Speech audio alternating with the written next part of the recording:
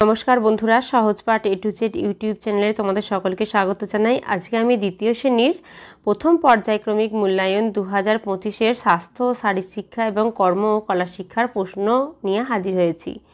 চলো তাহলে দেখে নিই কী প্রশ্ন এসেছিল। কয়ে আছে নিচের প্রশ্নগুলির উত্তর দাও। একে আছে শরীর ও মন ভালো রাখতে লেখাপড়ার পাশাপাশি কি করতে হবে? শরীর ও মন ভালো রাখতে লেখাপড়ার পাশাপাশি খেলাধুলা করতে হবে।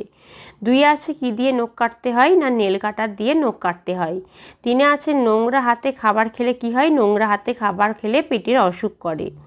চারে আছে কীরকম জামা কাপড় পরা ভালো নয়? ময়লা বা অপরিষ্কার জামা কাপড় পরা উচিত নয়। পাঁচে আছে গোটা ফল কাটার আগে কি করতে হবে? গোটা ফল কাটার আগে ধুয়ে নিতে হবে। ক্ষয়ে আছে যে কোনো একটি আসন ও একটি পিটি করে দেখা। এগুলো তোমাদের স্বাস্থ্য বইতে আছে, তোমরা এটা করে নেবে। তারপর কলা ও কর্মশিক্ষায় বলেছে, একে বলেছে যে কোনো একটি প্রাকৃতিক বিষয়ের ছবি অঙ্কন করো, এটা তোমরা প্র্যাকটিস করতে পারো। আর হচ্ছে দুয়ে বলেছে যে কোনো একটি হাতের কাজ বাড়ি থেকে করে নিয়ে আসবে, এটা তোমাদের স্কুল থেকে দিতে পারে। তাহলে এই ছিল আমাদের দ্বিতীয় শ্রেণীর স্বাস্থ্য, শারীরশিক্ষা এবং কলা ও কর্মশিক্ষার প্রশ্ন উত্তর। আজকের ভিডিও এই পর্যন্তই। আবার পরের দিন নতুন কোনো ভিডিও নিয়ে তোমাদের কাছে হাজির হব। আমাদের চ্যানেলটিকে ভালো লাগলে অবশ্যই লাইক, কমেন্ট ও শেয়ার করতে ভুলো না। আর এরকম নতুন নতুন ভিডিও পেতে অবশ্যই আমাদের চ্যানেলটিকে সাবস্ক্রাইব করো ও পাশে থাকা বেল আইকনটি প্রেস করো।